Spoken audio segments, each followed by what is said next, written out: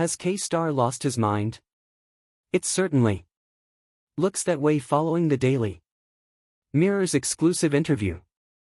Now, over the last week, we've of course talked about the internal civil war that's happening currently in the Labour Party. And I've never seen a party actually so disjointed since the Tories.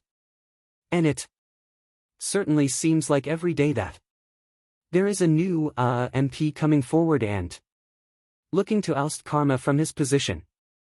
Now, despite the tables being turned against him, the Prime Minister has come out in an interview and still reaffirmed his position, his ambition for the future, and literally made one of the most outlandish claims that I have heard from him in a long time. As always, guys, we are going to be breaking this down. And of course going through the reaction. There's a lot of video footage to watch, but first, please do hit the like button and hit the subscribe button for more. So first things first, this is the headlines that you're waking up to this morning.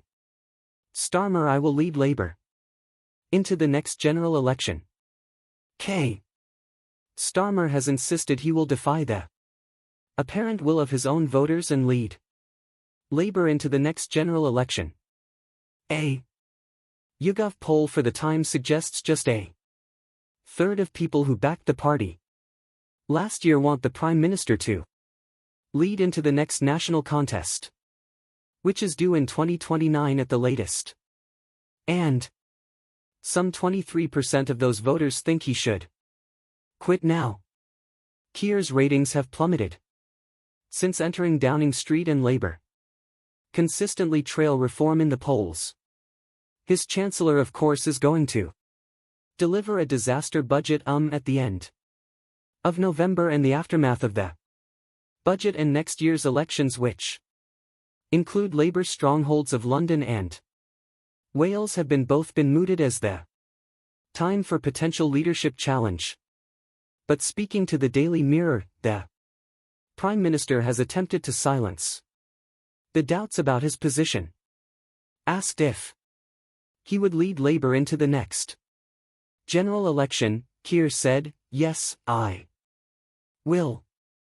Keir also said dealing with the cost of living is his main priority and making people feel better off.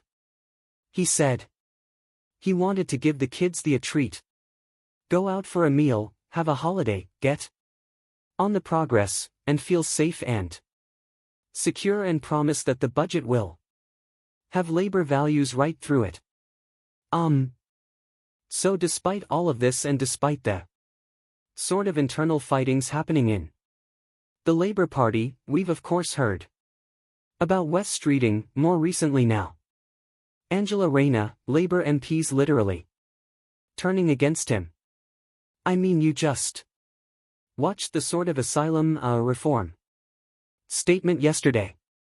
Labour MPs, I think 16 at the time of recording, oppose it. There is a massive internal fighting at this moment in time, and Kama still believes that he's going to be the leader. Has he lost his mind? Everything is turning against him.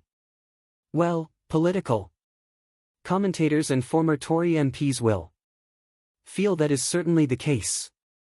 As you can see, this is the headlines this morning with regard to K-Star.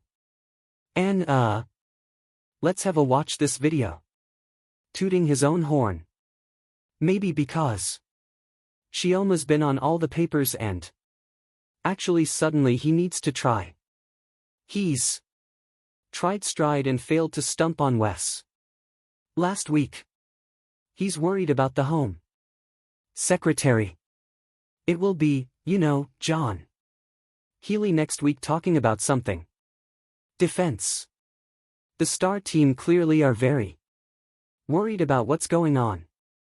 And even if you look at what he's saying, talking about players on breakfast clubs, that's already happened. None of this is new. Stuff anyway. And in my time as a Tory MP, the amount of Tory Prime Ministers I've said who said, "I'll lead our party into the next election." 3 weeks later they're all gone anyway, aren't they? I think the only person who actually led the Tory party to election who said they would is Rishi Sunak, and we all wish he hadn't. So this isn't good news for Labour. Breaking: Sadiq Khan just cancelled a major royal event with King Charles set to attend, and what the king did next shattered 300 years of constitutional protocol. The mayor of London thought he had the power to override the crown. He was wrong. And what happened in the 90 minutes that followed could end Khan's political career forever.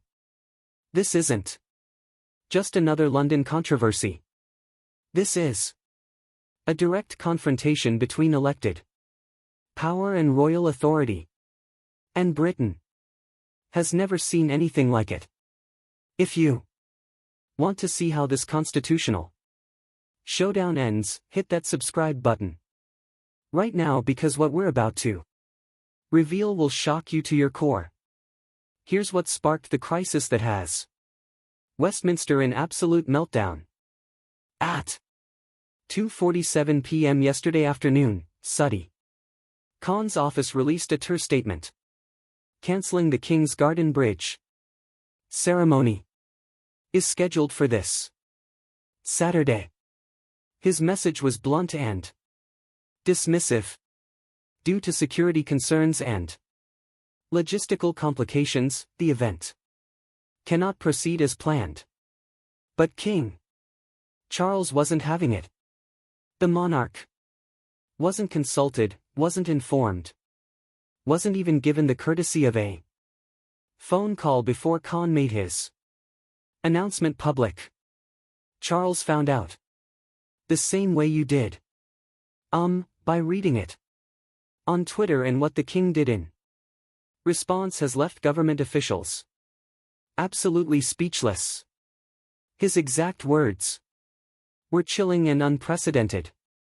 At 4:15 p.m., just 88 minutes after Khan's cancellation, Buckingham Palace issued a statement that broke every rule of modern royal protocol.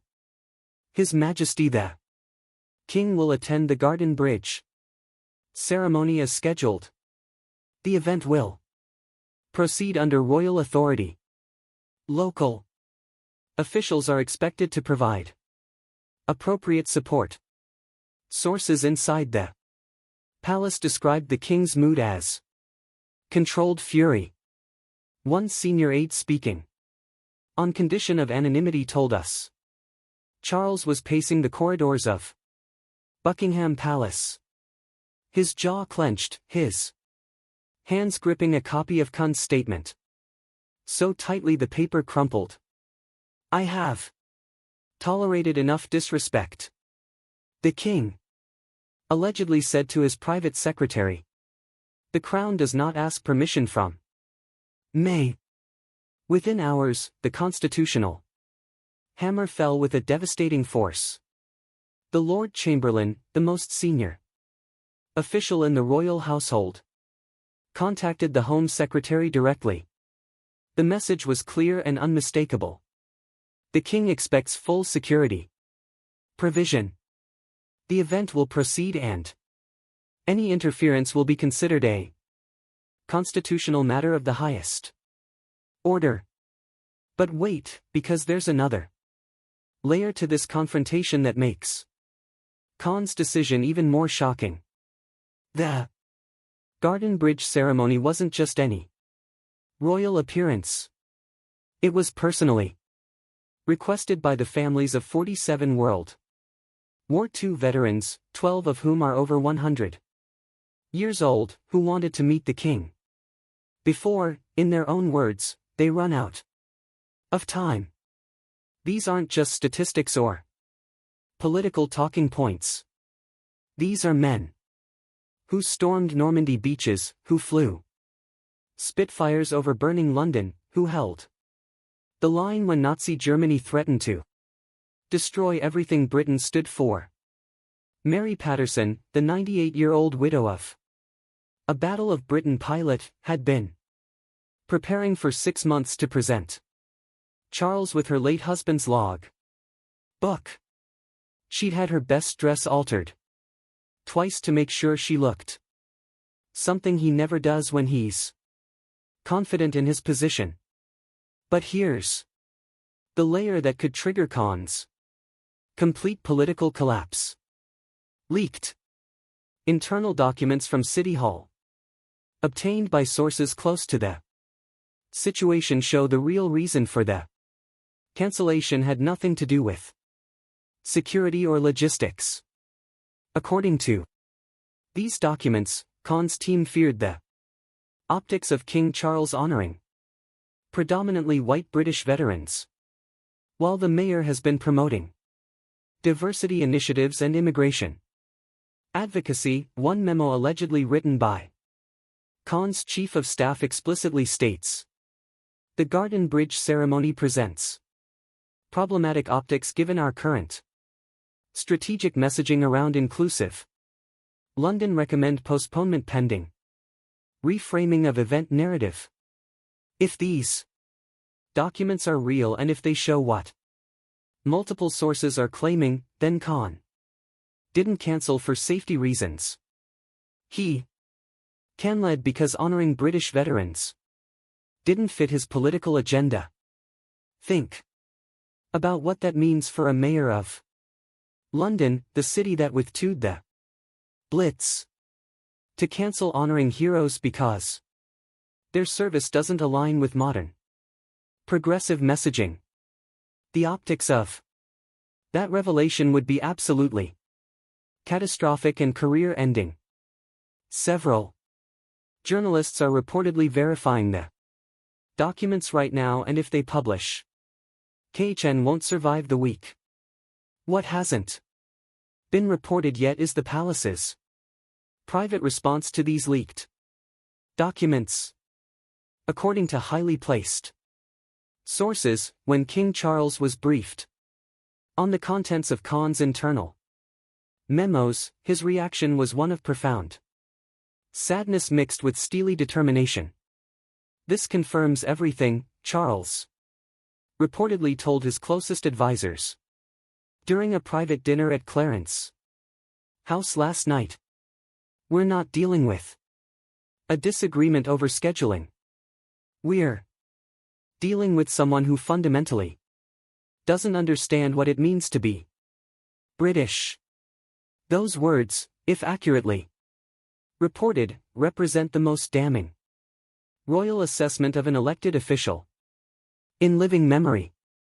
The palace is now reportedly preparing a comprehensive dossier documenting every instance of what they consider disrespect from KHN's administration over the past 3 years, ready to be released if the mayor attempts to further obstruct Saturday's ceremony. This isn't just a battle over one event anymore. This has become a fundamental clash over British identity, national values, and who gets to define what matters in modern Britain. Meanwhile, Conservative leader Ken Badnow is absolutely seizing this moment with ruthless precision.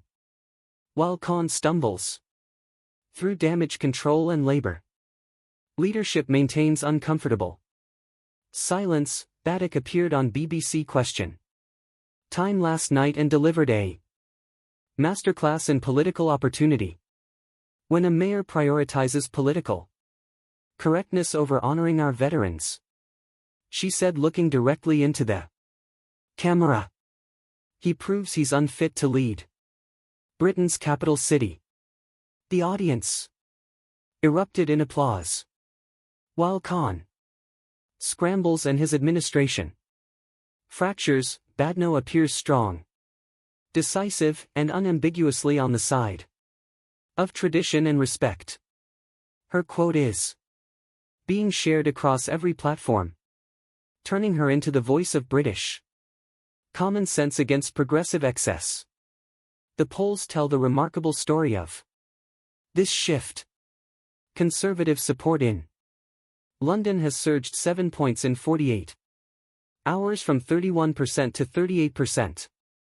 For the first time in 3 years, the Tour is competitive in mayoral polling. Cons.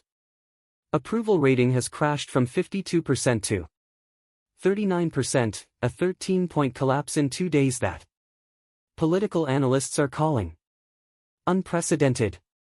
Even more telling, Reform UK has jumped to 19% in London polling, their highest ever, drawing support from disillusioned Labour voters who feel the party has abandoned British values and working-class priorities. Ardern isn't just scoring political points anymore. She's positioning herself as the defender of the Britain that older voters remember and desperately want back. Nigel Farage, never want to miss an opportunity, has entered the fray. With his characteristic directness and devastating effectiveness. Speaking at a Reform UK rally in Essex last night, Farage connected Khan's cancellation to what he calls the systematic erasure of British history and culture. They want you to forget your heroes, Farage told a crowd of 3,000 supporters. They want you to be ashamed of your history. They want you to apologize for being British. Well, I've got news for Sadiq Khan. We will never apologize for honoring the men and women who saved this nation. The crowd roared its approval. Farage then announced that Reform UK would organize transportation for any veteran who wants to attend Saturday's ceremony regardless of Khan's position. Within 24 hours, over 400 volunteers signed up to drive veterans from across southern England. The grassroots response has been overwhelming, with donations flooding in to cover fuel costs, accommodation, and meals. What started as a royal ceremony has transformed into a populist movement, and Farage is riding that wave with perfect political timing. The next 72 hours are absolutely critical for everyone involved. Khan faces a no confidence motion from Conservative councillors that Labour members may secretly support. The leaked documents could drop at any moment, potentially triggering criminal investigations into misconduct in public office. King Charles is scheduled to meet with the Home Secretary tomorrow morning, a meeting that royal watchers say will determine whether this becomes a full constitutional crisis or gets quietly resolved behind closed doors. The Garden Bridge ceremony is still set for Saturday at 11 a.m. and all indicators suggest the King will absolutely attend regardless of what Khan does. Britain is watching a mayor who overreached spectacularly get systematically dismantled by the Crown, by public opinion, by his own party, and by the democratic process in real time. This crisis will be studied for decades. As the moment an elected official forgot that in Britain some institutions are bigger than politics, older than progressive ideology, and more beloved than any mayor could ever hope to be. At its epicenter stands Sadiq Khan, who looks increasingly isolated, increasingly desperate, and increasingly finished as a political force in British life. So, here's the question that matters. Did Sadiq Khan just destroy his career by taking on the King? Does Charles's constitutional power move set a precedent that changes British politics forever? Or will Khan somehow survive by Backing down and apologizing? What do you think happens when the ceremony takes place on Saturday? Does Khan show up and humiliate himself, or does he stay away and look even worse? Drop your thoughts in the comments below. We read every single one and we want to hear your predictions. And if this story shocked you as much as it shocked us, share it with everyone who needs to see what's really happening in London right now. The mainstream media is downplaying this constitutional showdown, but we're giving you the full truth. Next video, we're going to reveal exactly what was discussed in those leaked City Hall documents and why 3 more officials are reportedly preparing to resign. This story is far from over. Britain is changing before or